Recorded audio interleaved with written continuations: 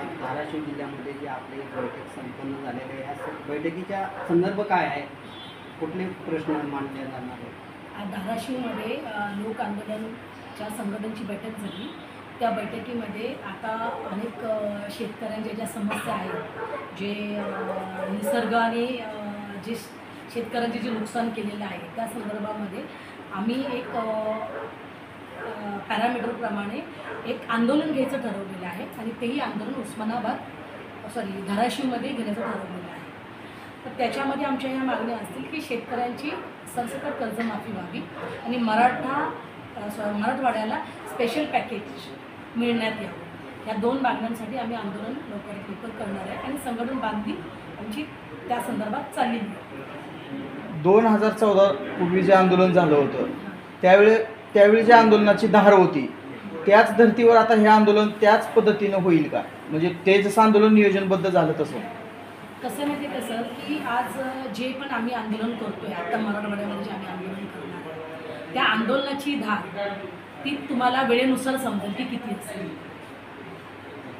वेळेनुसार समजेल. येणाऱ्या काळामध्ये जे आपले काही प्रश्न असतील, कार्यकर्त्यांचे प्रश्न असतील, जनतेचे प्रश्न असतील, त्याच्यावर काय आपण ठोस भूमिका घेणार आहे?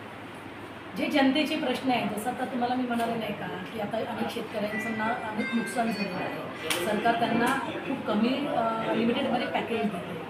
वास्तवामध्ये तसं सरकारने करायला नाही पाहिजे होतं. सरकारने म्हणजे प्रत्येक गावागावाचं ऑडिट करून त्यात किती गावाचं जास्त नुकसान झालेलं आहे त्याप्रमाणे त्यांना पैसे दिले पाहिजे होते. पण त्यांनी ती जी अमाऊंट डिसाईड करत आहेत ती सगळ्यांना सरसकट करत आहेत. तर ते असं नाही झालं पाहिजे. या संदर्भामध्ये आम्ही सरकारला पत्रव्यवहार पण करणार आहे आणि पत्रव्यवहार करून आम्ही आमच्या काही मागण्या पण त्यांच्याकडे म्हणजे मागण्याही ठेवणार. ग्रामीण भागातील सर्वसामान्य लोकांना एक प्रश्न पडतो की आता अण्णांचं वय झाले, त्यांना धावपळ होत नाही. त्यांनी असा त्यांच्या पाठीमागं जसं राजकीय लोक असतात त्यांचा वारसदार पुढं आणतात तसं त्यांनी कोणाचं नाव वगैरे काय आतापर्यंत घेतलं आहे का आपल्या बैठकीमध्ये वरिष्ठांच्या? कसं माहिती आहे का सर, कोणत्याही सामाजिक कामाला आणि राजकीय कामासाठी वारसदार नसतो. ही पहिली गोष्ट तुम्ही समजली आहे. वारसदार आहे ना हे बापाकडनं मुलाला येतो. तो कशाचा वारस येतो? तो प्रॉपर्टीचा हक्क येतो. हे सामाजिक काम करणं आणि म्हणजे राजकीय जे काम करणं हे आज बोलतात की बाबा माझा वारसदार मुलगा असेल किंवा अजून कोणी असेल. असा वारसदार आहे ना जनता तय करत नाही. वारसदार जनता तय करते की बाबा कोण वारस आहे. त्या संदर्भामध्ये सामाजिक काम हे सामाजिक कामच असतं. सामाजिक कामामध्ये माझ्यासारखे असे कितीतरी अनेक लोक आहेत आणि अण्णा स्वतः म्हणतात की प्रत्येकाने अण्णा बना. जे लोक त्या रस्त्यावर जात आहेत अण्णाबंड्या करतात ते सगळे अण्णांचे वारसदार आहेत. आता आपण मराठवाड्याचा दौरा करताय, त्या मराठवाड्याच्या दौऱ्यामध्ये आपल्याला नेमकं मराठवाड्यातल्या लोकांच्या अडचणी काय जाणून येत आहेत प्रामुख्यानं?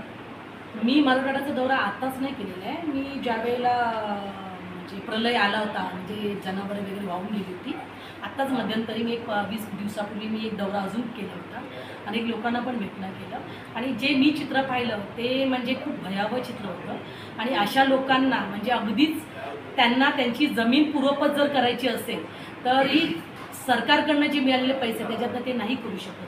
ते 50 वर्ष मागे गेले. 50 वर्ष मागे गेले.